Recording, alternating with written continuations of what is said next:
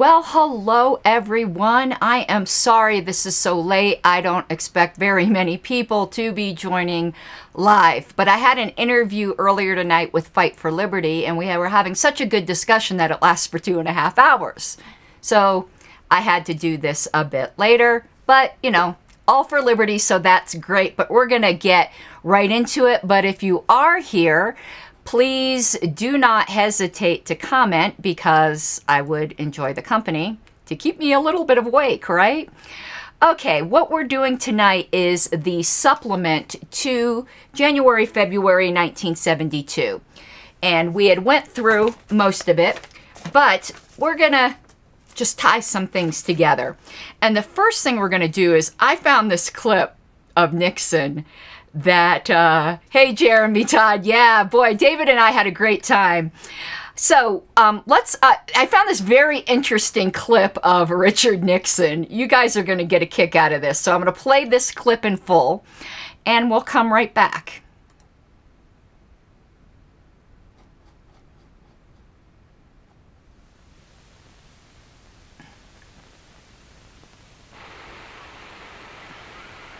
Good evening.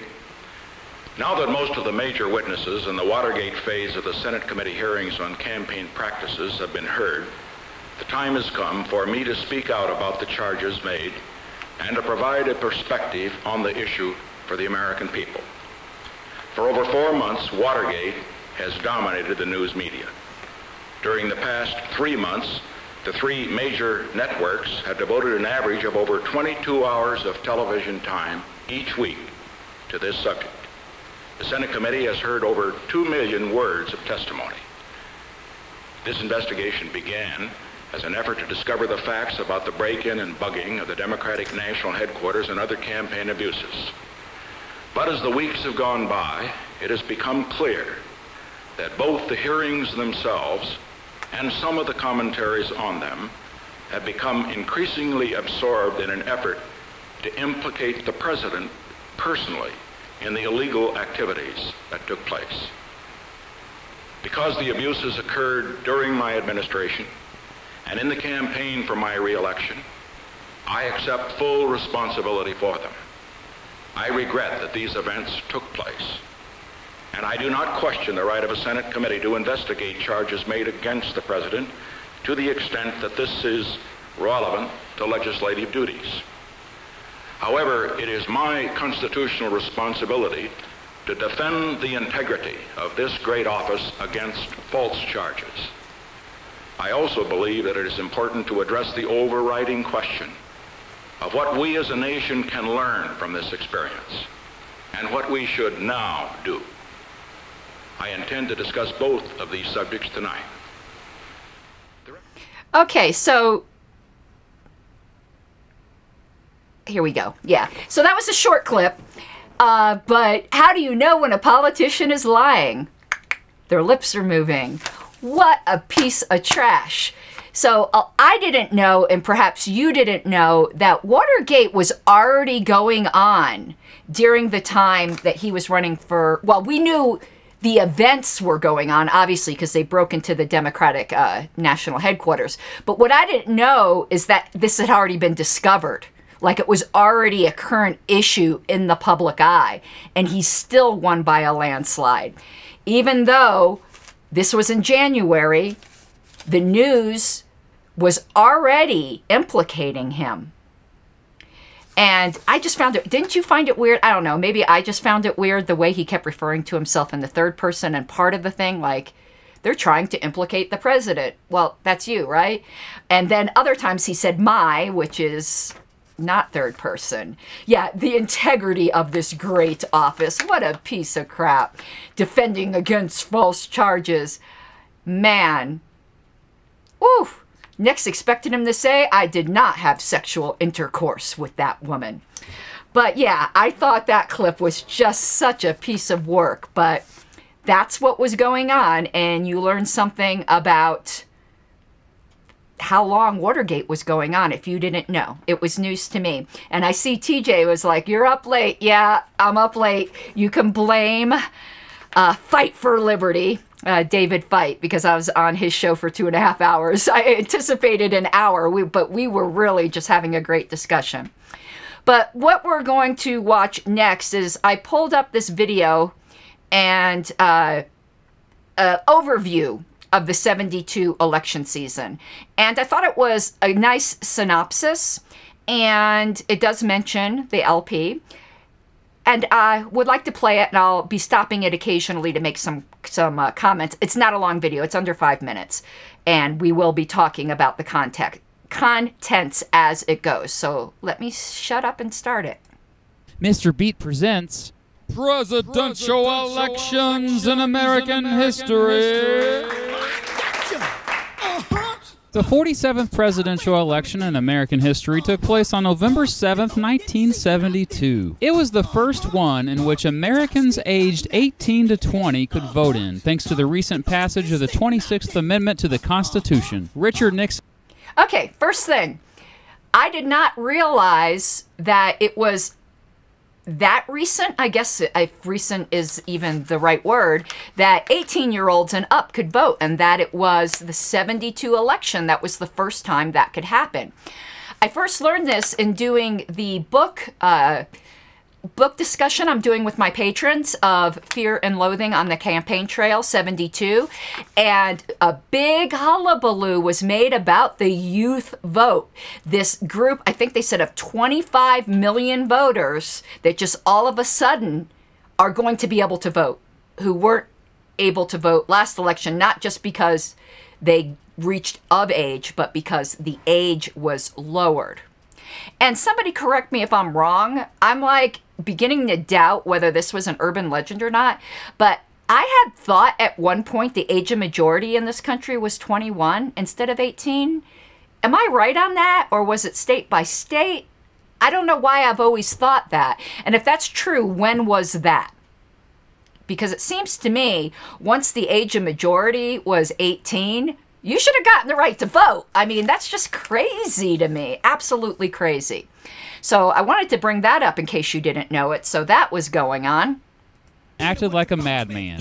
Well, he pretended to, making the Soviet Union and North Vietnam think he was unpredictable and crazy so that they would be more afraid of the United States. Really, though, Nixon just wanted the Vietnam War over. But he found it difficult to just bring all the troops home at once. In some ways, he made the conflict worse after he continued to secretly bomb Cambodia. Still, each year, more and more American troops came back home. Nixon seemed to contradict himself with foreign policy. On one hand, he seemed to contradict himself with a lot of things, correct? The integrity of this great office. And he wanted more involvement abroad to prevent the spread of communism, including having the CIA continue to secretly take out communist leaders in foreign countries. On the other hand, Nixon advocated a policy called détente, which is a fancy word for easing relations between two countries. Nixon visited communist China, for example, which was an important step in improving relations with them. Going into the election, Nixon had an approval rating of over 60%, but he did have two opponents trying to get re-nominated by the Republicans. Pete McCloskey, a representative from California, ran against him because he thought all the troops from Vietnam should have been brought home a long time ago. Nixon's other opponent was John Ashbrook, a representative from Ohio, who criticized Nixon for being too liberal and too much of a big government guy. Ashbrook. Okay, so, yeah, TJ pointed out that there were people under 21 in the military in Vietnam, yet they couldn't even vote for the people or against the people that sent them to die. No, I'm appalled. I mean, this is new information for me, and I am absolutely appalled. Those of you who have joined me for the Political Perspective column leading up to this, these two guys, these are two names well known to us. I wanted to stop that there. Just it's nice to put faces to the names, but they're going to talk about a few more here too. also against detente. But McCloskey and Ashbrook never had much of a chance. Nixon was easily renominated, with Spiro Agnew again as his running mate. I love saying his name. 15 people declared themselves as candidates for the Democratic Party. One of them, Shirley Chisholm, a representative from New York, became the first African American to run for a major party nomination. Another, Patsy... Okay, we'll get to this next one. Now, here's what's interesting. I didn't realize Shirley Chisholm was the first African American to run for a major party nomination.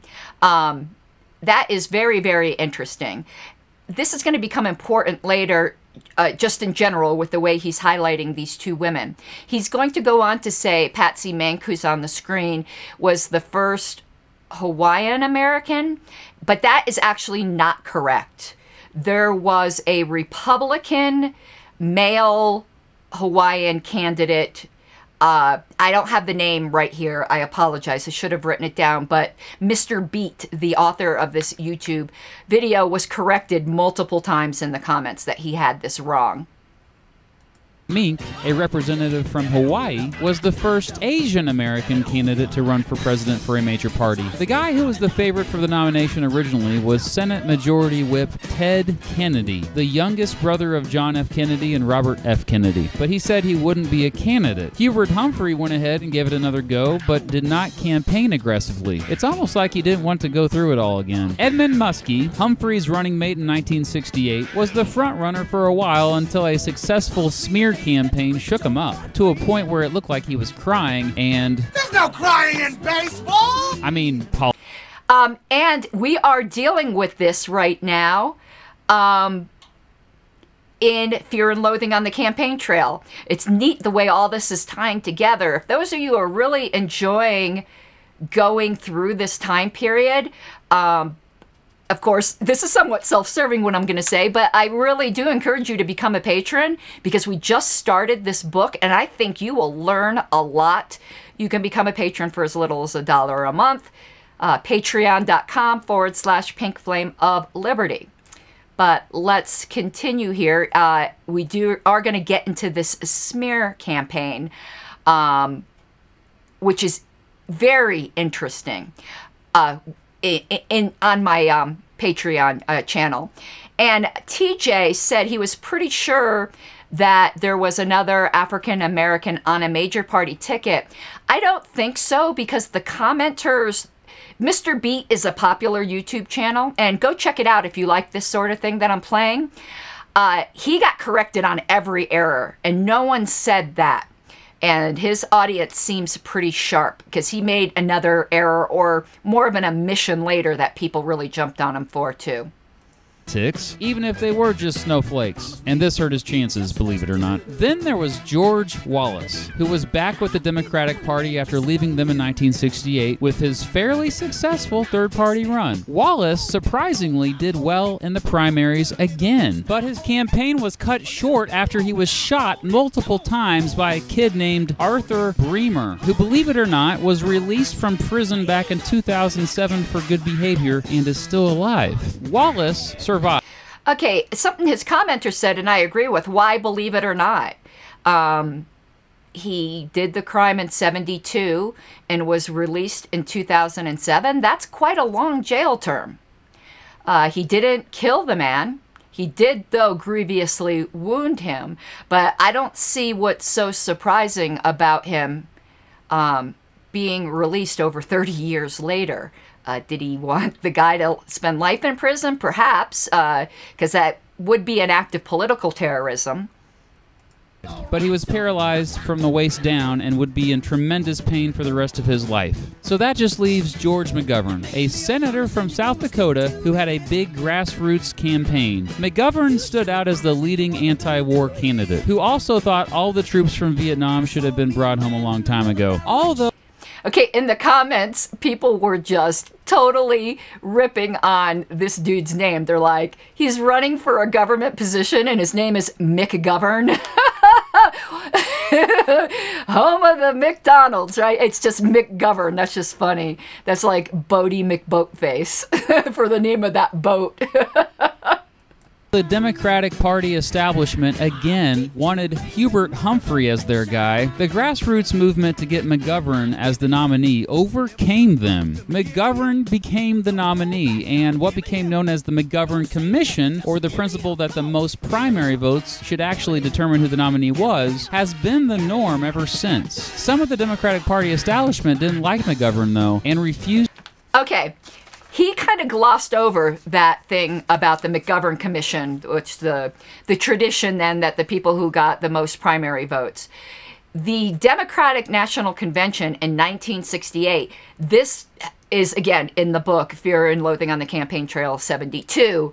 Apparently, some big drama went on, which scarred some of these candidates for life, that they were out for blood.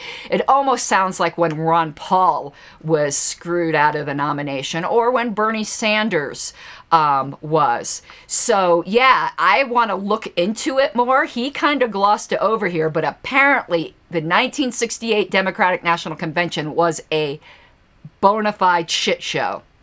To support him, the Democrats nominated Thomas Eagleton, a senator from Missouri, as his running mate. As it turns out, Eagleton had health concerns and was pressured to drop out of the race. After Eagleton dropped out, McGovern had a hard time finding his replacement. He asked, okay, I know I'm stopping a lot. I'm stopping a lot for several reasons. One, copyright issues, because I'm playing a whole video. I do need to do commentary, but also because I do have commentary. That thing with Eagleton, that was gone into as well in the book, but also in the comments. He says he had a health concern. That's whitewashing it quite a bit. He, I think, just simply, if I remember correctly, just suffered from periodic depression, but that was so taboo. And, you know, people did not, you know, it was shameful to have mental health issues at that time. And that's just really sad that he got driven out of the, you know, being the vice presidential running mate for that. 6 different people to be his running mate, and they all turned him down. That's a little embarrassing. Finally, Sergeant Shriver, a brother-in-law to the Kennedys and a former ambassador to France, became his running mate. The American Independent Party, which nominated George Wallace in 1968, this time nominated John Schmitz, an extremely conservative representative from California, for president, and Thomas Anderson, a writer and farmer originally from Tennessee, for vice president. But it appeared to be another classic two-way race between Nixon and McGovern. Just like Goldwater in 1964, this time McGovern was successfully portrayed as a radical. Opponents said his foreign policy and views on the Vietnam War were unrealistic and that he leaned too far to the left. He did, after all, call for a guaranteed minimum income for the poor. Heading into the... Okay, so, yeah, McGovern probably would be seen as a centrist Democrat today, though interestingly, he was calling for a guaranteed minimum income. Not a universal, not UPI, but, you know, somewhere in that family. And because of things like this, it was really anticipated that this new youth vote would really come out for him. Election, it just wasn't looking so good for McGovern. And here are the results. Richard Nixon easily won re-election, receiving 520 electoral votes. He got 60.7% of the popular vote. By all accounts. Okay, stopping 1 second. In the comments, somebody signed up a troll account with McGovern's name and kept posting, "Damn, he really kicked my ass." It was just funny. But here is the beautiful Electoral College map. There is an error on it that the commenters pointed out in that DC is colored red. DC has never gone red. DC should be colored blue on this map.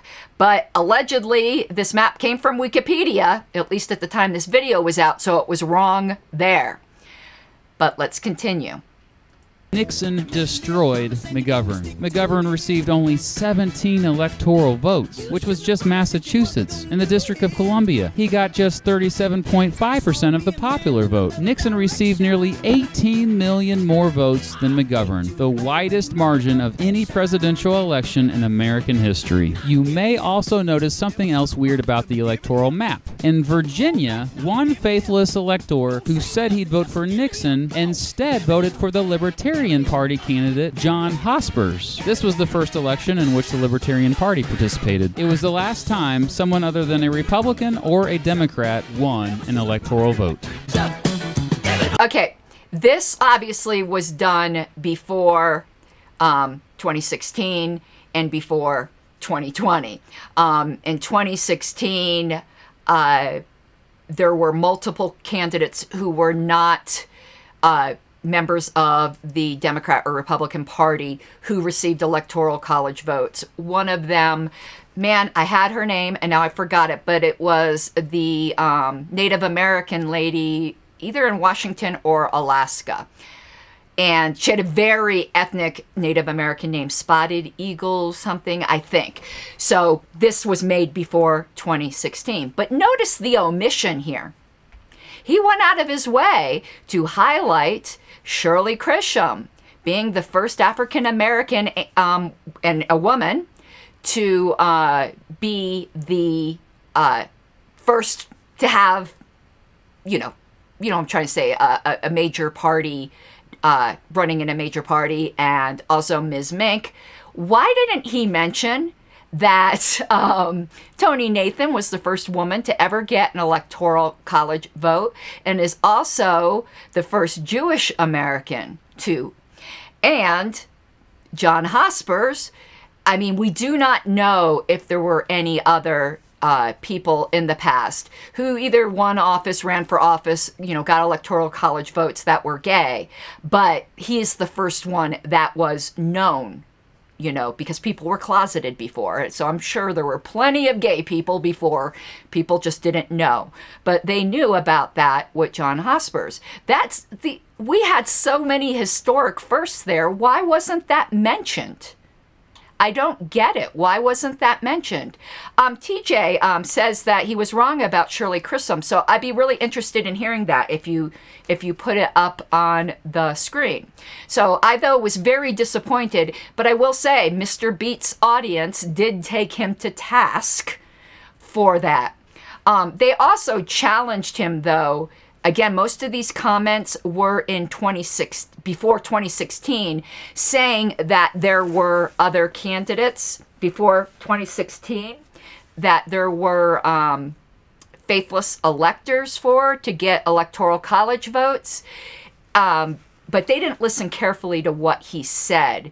He didn't say that others who weren't officially running, he just said others who weren't members of the Republican or Democrat Party. There were other faithless electors, but they didn't nominate third-party candidates or independents or undeclared candidates. So his commenters were wrong there, and we're going to go over that. I have the data on faithless electors because I promised that to you guys. So let's finish this up, and we'll continue. I'll see you for the next election, buddy.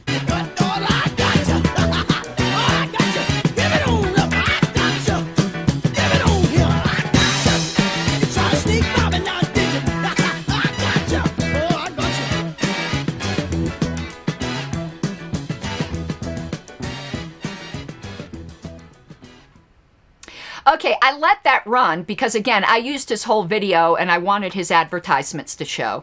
And now that I saw he has an episode on the 1968 election, I'm hoping he goes into that shit show of the convention. So I'm going to watch that. And I have subscribed to him because I find these little summaries neat. And if you're into history, you might want to subscribe as well.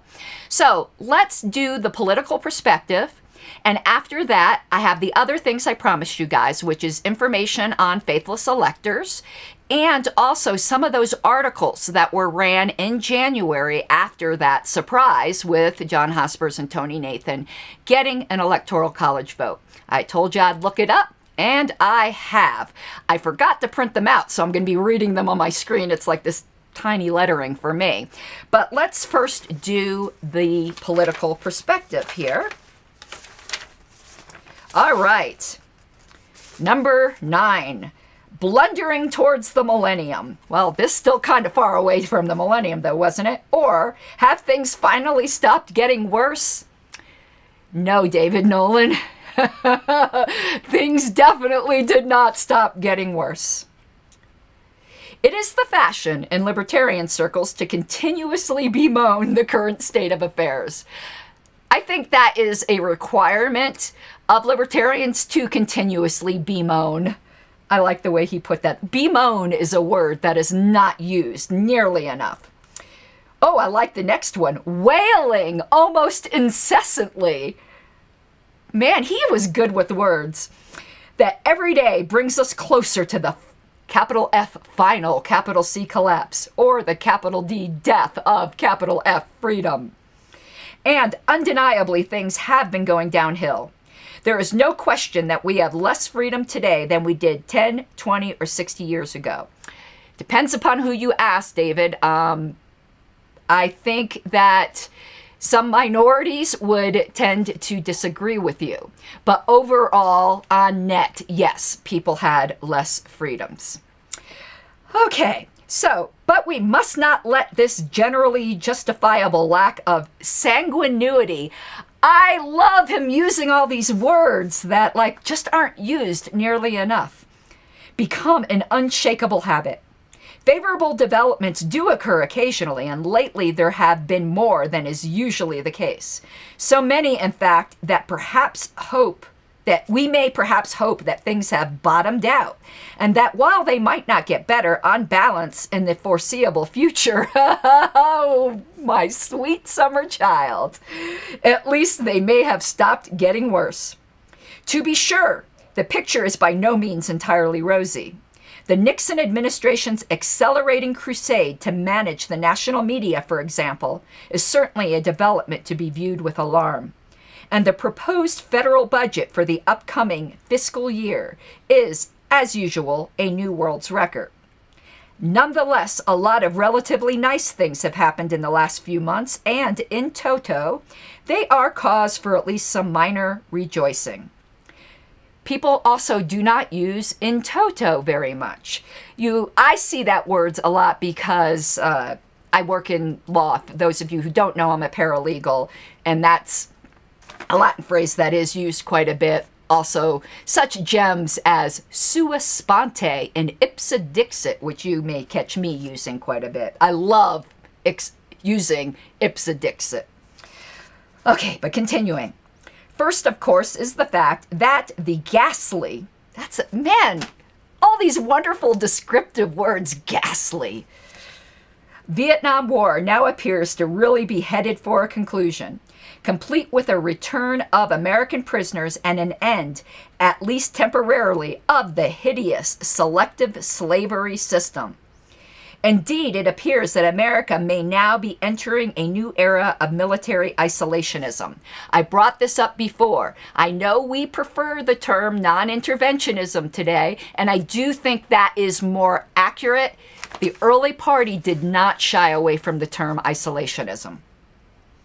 Nixon as much as said so in his inaugural speech. And while RMN, Richard Nixon, is certainly not the most trustworthy of men, you think? That's the understatement of the year. One suspects that he correctly senses that the American people are fed to the gills with global adventurism. On the economic front, recent weeks have witnessed several advances. In a tacit admission that the wage price controls were a complete failure, our Fuhrer has effectively thrown in the towel. We're not out of the woods yet, but at least we're heading in the right direction. And in a surprisingly rational move to force prices down the only way they can be effectively forced down, i.e., through decontrolling the market and thus increasing competition, the administration is lifting a number of import quotas. Restrictions against American citizens owning gold may soon be lifted. Also, although there will be probably a whopping tax on transactions. Yeah, Ken Mullman, isn't that fantastic? not the most trustworthy of men. And again, I don't want to assume all you guys know what went on. Nixon made everyone turn in their gold. I mean, why am I surprised that people today just went along with what happened last year? They were Baba sheeps back then too, it seems. Okay, and another unexpectedly rational move, the rising cost of food is being combated the right way by getting rid of farm subsidies. There is serious talk of letting that great... I'm sorry, I read ahead. That great white elephant, Amtrak, die a natural death at the end of this fiscal year, and will wonders never cease. Richard Nixon actually said something positively libertarian in his inaugural address. Hard to believe though it may be. He really did say, ask not what your government can do for you. Ask rather what you can do for yourself. I hardly could have said it myself. Now, if only he means it. You know, every time I read these columns, I regret that I never got to meet David Nolan. Even in the area of civil liberties, all is not bleak. The Supreme Court's ruling on abortion is a real milestone. Whether or not one approves of abortions, one cannot help but be elated that our highest court actually went on record as saying that people should have dominion over their own bodies and that it is none of the government's damn business what they do to themselves, at least in certain cases. Nice going, Supremes. Now, how about applying the same logic to sex laws, drug laws, and idiotic proposals like compulsory installation of airbags in automobiles? Heck, fellas, even Bill Buckley has come out in favor of decriminalizing the possession of grass. Such a 70s word for pot. It would be tempting to believe that all of these promising developments or likely developments are the result of a conversion to libertarianism on the part of our rulers. Unfortunately, that almost certainly is not the explanation. They're almost certainly the same old pragmatists they always were, and are doing the right thing simply because they've tried everything else and nothing else has worked. Still, it is nice to say that although they may still be blundering about aimlessly, at least they're now blundering in the right direction. And although we certainly can't claim that they've started to act more libertarian because of the influence libertarians have had on mass opinion, our efforts have undoubtedly helped. Hosper's one electoral vote and semi-libertarian Smitz's million popular votes surely didn't go completely unnoticed. And the reluctant conversion of people like Bill Buckley to a less unlibertarian position than they formerly held is almost certainly due, at least in part, to the realization that the libertarian movement has been siphoning off some of their supporters. So, although the battle is far from over, it appears that we may now have reached a point where it is appropriate to quote Sir Winston Churchill's remark upon hearing of the first Allied victory in Africa. This is not the end. It is not even the beginning of the end. But it is perhaps the end of the beginning. And I love this little announcement on the bottom here. We are pleased to announce that for the first time ever, the current issue of LP News has a circulation greater than that of the current issue of Life. That is interesting, isn't it? All right. A couple of other things before we move on to the faithless elector things. Let me go backwards in LP News here, because there were things I told you guys I was going to try to chase down, and I wanted to at least, you know, close those circles. I was trying to find some of the news coverage of the announcement that Hosper's received an electoral college vote. Couldn't find any of it. There is a channel that archives like nearly all of the broadcasts by Walter Cronkite, but you know who I'm saying. Forget my mispronunciations. This one wasn't there, and that is sad. So on the first page, I told you I was going to be trying to find that, and I could not, unfortunately. So let's see if there was anything on the second page that I said I was going to try to chase down. Oh, yeah, I have some things for you on this interesting proposal. Ken, if you're still here and you have not read page 2 of the January-February 1973 LP News, take a look at it. There is some interesting ballot access proposals here. There was a senator, Senator Birch Bayh, who continuously tried to pass a constitutional amendment to get rid of the Electoral College. Of course, every time, you know, other than the two old parties get an Electoral College vote, you know, they panic and want to get rid of the Electoral College. And David Nolan was pretty agnostic on that whole issue.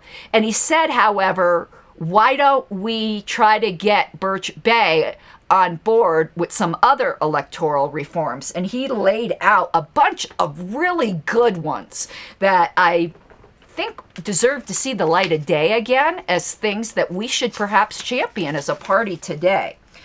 Of course, that constitutional amendment went nowhere, but I think, and I might distribute this to the LNC to take a look at. I just thought they were really clever, things I had not thought of before. Okay, let me see. I don't think there was anything on page 3 that I promised to chase down. And then the political perspective is next. Let's see if on the next page here. Okay, political perspective. Oh, no, we did, excuse me, the last page. The Liberty Amendment. We read out the text of the Liberty Amendment a while back, and I was trying to find it again, and I think that website's been taken down. So I don't have the exact text, but basically it was for the repeal of the income tax. And the LP had been behind that, obviously. Oh, I did not look for this. I need to still. The article of The Young Pay for the Old in New York Times Magazine. I will chase that down if I can find it. But down at the bottom here, there was a refutation by a physician on whether medical care is a right. I tried to find that paper. I did find the title of it, but I haven't found any place that's selling it. I did put it on multiple want lists, and if I can find it somewhere at a reasonable price, I'll purchase it and let you guys know. But I don't have it here. Also, I did not get a chance, if you on the second column under the title, A Little Help from Our Friends, to see if I have in my personal collection that issue of Against the Wall. I just wasn't able to do it. It's in this pile of things that I'm trying to organize, that I bought a bunch of things off of eBay, like bulk magazines, and I'm pretty sure I have that. If I do, again, I will bring it up to you guys. And let me see. I think that was all of the promises I made last episode, but let me just scan this last page. Yeah, that was all I had said I would try to find for you guys. So, what we'll go to now, and unfortunately I couldn't queue these up ahead of time because I had computer problems. You guys don't want to know all about that, so we'll just pull them up on the fly. So, let me go to a new scene here. So you're just going to have to bear with me a second. I am, one sec. Right here. So we're going to go to a blank screen, and I am going to pull up some of these things that I had promised you guys. Okay. First thing will be this. And this, who electors voted for? Okay, so this was Biden and Trump. Why did I pull this up before? I do not know why. Oh, there were no faithless electors, I think is what I wanted to show you guys this time. Yeah, there are no clear squares because somebody had said they thought there was one this election. So that's why I pulled that up, because that was something I had promised to run down. Okay, let me see what else I got here. I'm just going to start pulling up the things I said I would get. What is this? They're not in any kind of order because I wasn't able to organize them. Okay. Here is some history up through 2016 of faithless electors. So, as you can see, there was quite a bit in 2016, but look back there at 1872, but look at the reason for it. The nominee died. So, they were pledged to a certain nominee, but the guy died. So, they voted for somebody else. So, I think we could kind of understand that. And this one here, this abnormal vote in 1988, it was a mistake. The elector screwed it up. He didn't mean to do that. And I think, oh no, excuse me, that was in 2004, accident. Abnormal vote, I didn't learn what that meant. The accident is the one I'm talking. Can you imagine being that guy? You had one job to do. And abstention. In 2000, there was an abstention. I'm assuming, I don't know, it might have, what I'm going to assume is that somebody who thought Gore really did take Florida, that was the whole hanging Chad thing. I was in Florida at that time, and I'll have you know, Florida was very proud that we fucked up that election because, you know, Florida man and all that. All righty. And it looks like only one time, in 1796, voting for the other guy.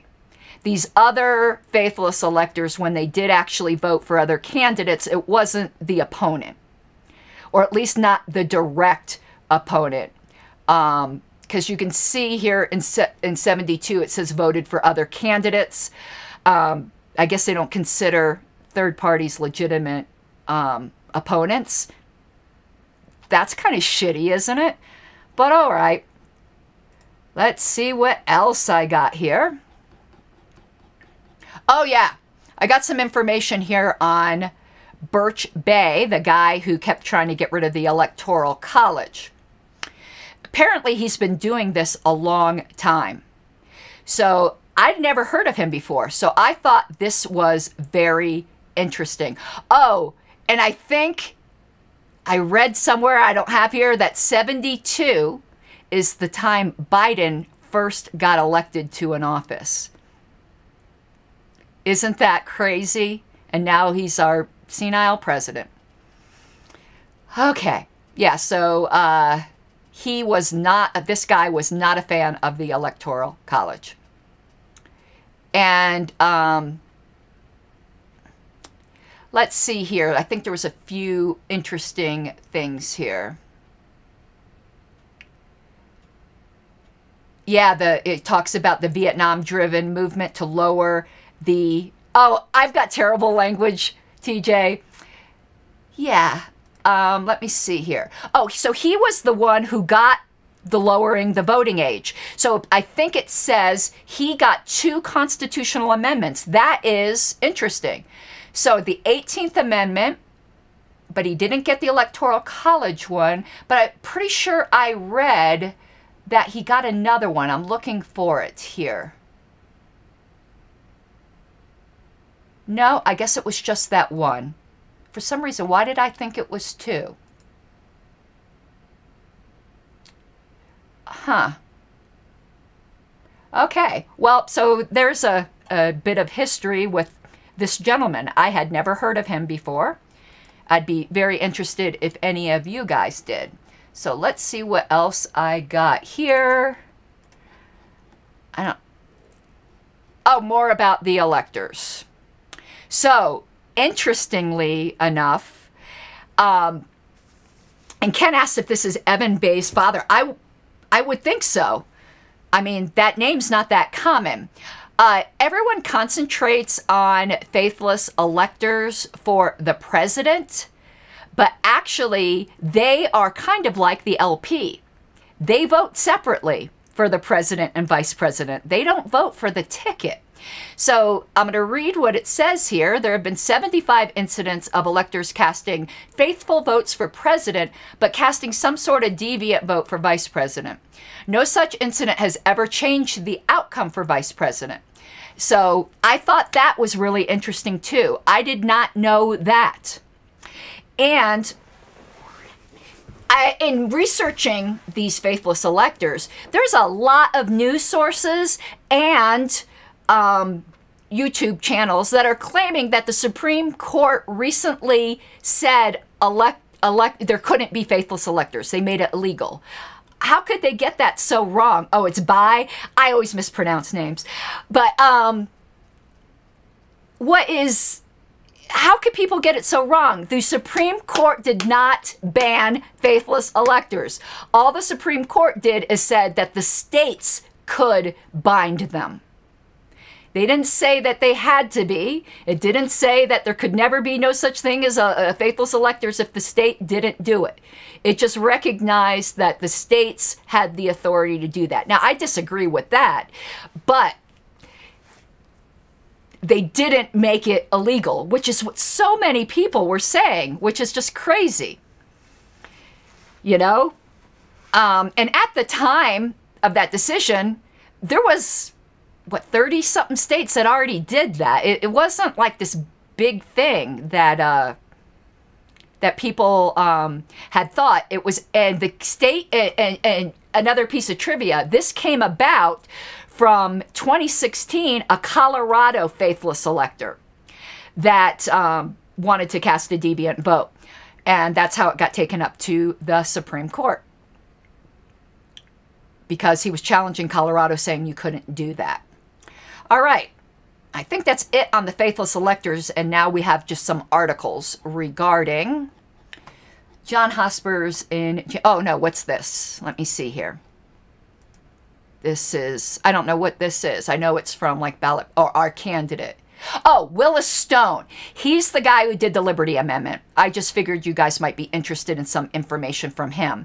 He also wrote that book that kept getting mentioned in LP News called Where the Money Went. So, yeah, the Liberty Amendment Committee, this was his thing. David Nolan also served on the Liberty Amendment Committee. So that's the connection there. But he spoke at multiple LP conventions, and I hope to find a tape of, or something of him speaking. Okay, so now I think we are on to the articles. And I'm not sure... yeah, it was like very bad print. So I am going to pull it up on my little screen down here and perhaps read this to you guys, because this is from newspapers.com, as you can see.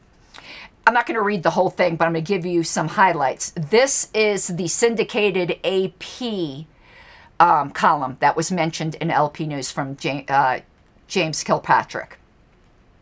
So it says, Roger McBride won himself a footnote in history the other day.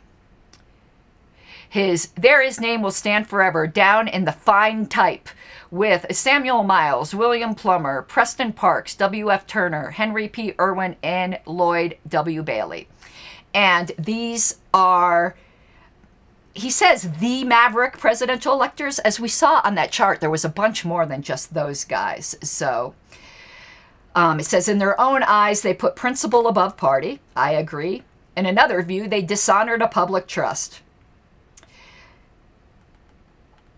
And I wanted to continue. Why did he just mention those individuals? That is so strange to me. And there was a comment in here that I wanted to bring up. This wasn't really that favorable towards Roger McBride. You could tell by the slant of this article that this columnist did not agree with what McBride did, but he also hated the Electoral College. So, yeah, it's in this paragraph here. It says, Thomas Hart Benton, the great Missourian, warned of these evils a century ago. An elector, he said, may give or sell his vote to the adverse candidate in violation of all the pledges that have been taken of him. The crime is easily committed, for he votes by ballot. Detection difficult because he does not sign it. Prevention is impossible, for he cannot be coerced. The injury irreparable, for the vote cannot be vacated. Legal punishment is unknown and would be inadequate. They must sign the ballots now and not have signed them back then, because we know who the faithless electors are. So the columnist continues, it is immaterial that McBride's wild card vote a few days ago had no effect on Nixon's landslide. In so vital an area as a presidential election, our law ought to be made secure. The archaic machinery of the Electoral College should be junked, and these mischievous footnotes be banished hereafter. No, but you can tell this columnist. So he goes on to say, 3 amendments are needed. The electors as such should be abolished. The contingent arrangement also should be scrapped, by which the choice of a president can be thrown into the House, with each state casting a single vote. We should revise the present scheme of winner take all. Now, some of that last thing I agree with. The third point is the main one. The direct national election of a president by popular vote is a bad idea. Okay, for some reason I thought he supported that. So I guess I do agree somewhat. Let's see what he proposed. It would violate our whole federal scheme. Agreed. A wise alternative to direct election can be found in a plan that would award a state's electoral vote according to the vote for each candidate. Thus, in Virginia, which went 70-30 for Nixon, the 12 electoral votes might have been divided 8.4 for Nixon and 3.6 for McGovern. Thanks to the rebel McBride, Virginia's vote officially cast was as Nixon 11, Hospers 1. It was mockery of our democratic process, but thanks to the rebel McBride, interest may yet be revived in changing our basic law. I wonder what you guys think of that. I don't have that much of a problem with proportioning out the electoral votes. And yeah, I mean, I understand the general discontent that wants the national popular vote. And as someone whose voice is never heard really with the third party candidate, I see this apportionment as somewhat attractive. And not that I want to help the Democrats or Republicans in any shape or form, but I can imagine the frustration of being a Republican in California. You might as well not vote because it gets wiped out with this winner take all. So I'm going to go to comments here because I would really be interested. Let's see here. Well, TJ says some of it makes sense, but most is poop. That's a technical term if you didn't know. It's a technical political term, poop. Just messing with you, TJ. I don't know. I prefer it, I think, his scheme to what we have today, though I do not like his shitting all over McBride. I would still want faithless electors in such a scheme. But let's continue here. Oh, there would be no electors. I get it. But you know what? Interesting. Then there would be a fraction of the Electoral College votes that would always go to third-party candidates. I don't know. I'm liking it more and more the more I think about it. Okay, let's see what other articles I may have here. But that was the main one that Nolan referenced, and he thought it was kind of positive. Maybe he thought being called a rebel by the establishment wasn't so bad. Let me see. Here's another one. Yeah, here's Nicholas Hoffman. His articles were republished in a lot of places as well. I want to see. I want to get that up on my little screen here so I can read it. I don't think that there was much here that was, you know, meaty. So I'm just scanning it again here. It gives the history of McBride, and talks about the Electoral College. Did you know, and I need to find this, when McBride was 23 years old, he published a book on the Electoral College. I wonder what he said about faithless electors in that book. Let's see. And he says the function which presidential electors were intended to perform was eliminated. The Electoral College died before it was mature. I want to find that book. I did not know he wrote a book on the Electoral College. And he said, McBride isn't a lunatic, fringish kind of man, unless that word also encompasses flying your own single-engine plane around the United States. This is no overly demonstrative Abby Hoffman of the far right. He was really somewhat heavy-hearted and reluctant to do what he did. This is much more flattering to McBride. Okay, let me see here. I want to see anything else here. Not that McBride is one of those impossibly rigid libertarians. Too bad. I would have liked it if he was. Let's see here. Want to continue. McBride wrote another book, this one arguing for the Bricker Amendment. I don't even know what that is. This was a proposed constitutional amendment that would have subjugated to the advice and consent of the Senate the presidential's powers to make executive agreements with foreign powers. It caused a lot of political trouble in the early 1950s. The liberals hated it, as did the Eastern sophisticated Republicans. They all called it isolationist, loony bin loony bin right-wingism, and the kind of thinking that martyred Woodrow Wilson and destroyed the League of Nations. It got shot down and we marched into Vietnam, and now it's Fulbright and the sophisticates who would have liked to have got it back. Interesting. I want to try to find those two books by McBride. I think those would be very interesting to read. Okay, let's see what we have in here. Hey, Julian. I want to put up Ken's comment. Ken says, I personally favor proportional for the electors for the number of U.S. House reps and winner take all for the 2 electors for the 2 U.S. senators. Interesting. Yes. Creates incentive to try to win every state, but makes it far more proportional. Never considered fractions. That's an interesting twist. I think so as well. It certainly would be a boon to third parties. It's very depressing not to ever see our name, you know, on election night at all on the map. And I can understand why everyone was hooping and hollering in '72 at that surprise gift from McBride. Okay, let me see if I have any other articles. I think I do, but I want to double check here. Let's close that one down and see. Yeah, I've got it. I've got 3 things here. I'm not sure what they are. Let's pull them up. Oh, no, I already had that one. Why did I pull that up? I must have thought that was a different article. That's the one we just looked at. Perhaps I included it just to show you guys that this also was syndicated and was printed in a bunch of different places.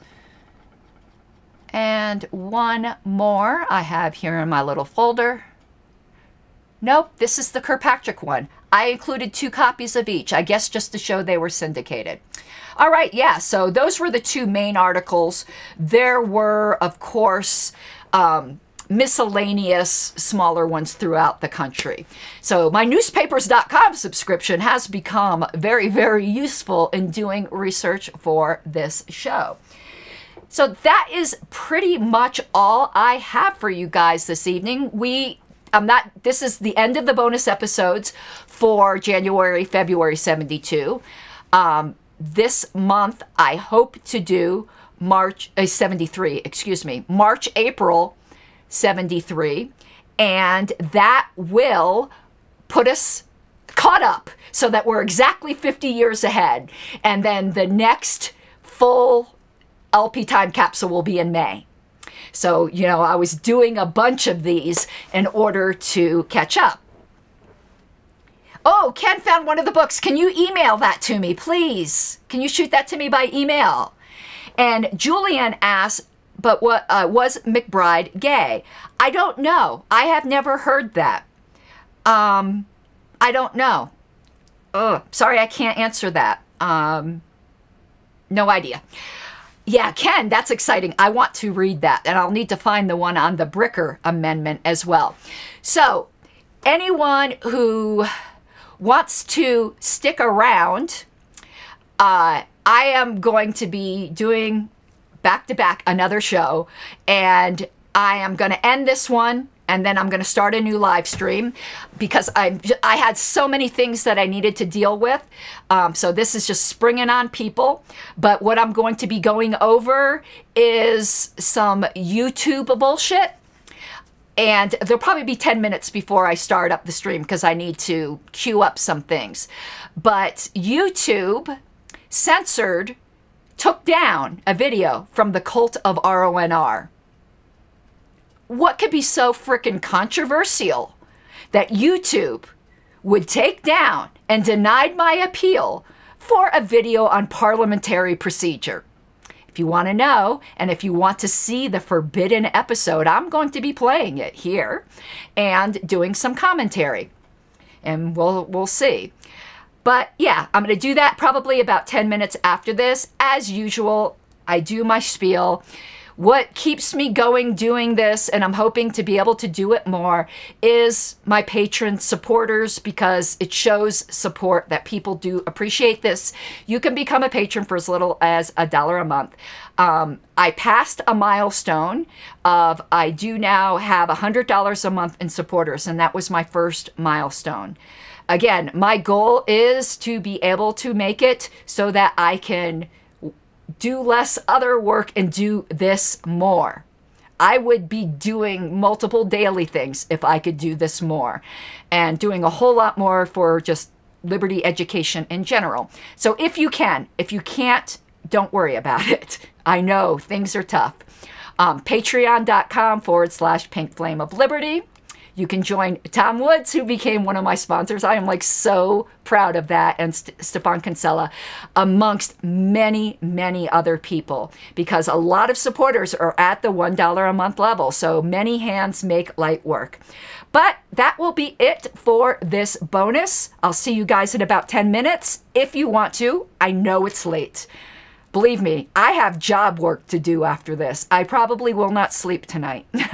Of course, that's most nights for me, or sleeping only a couple hours. But all right, you guys, have an awesome night.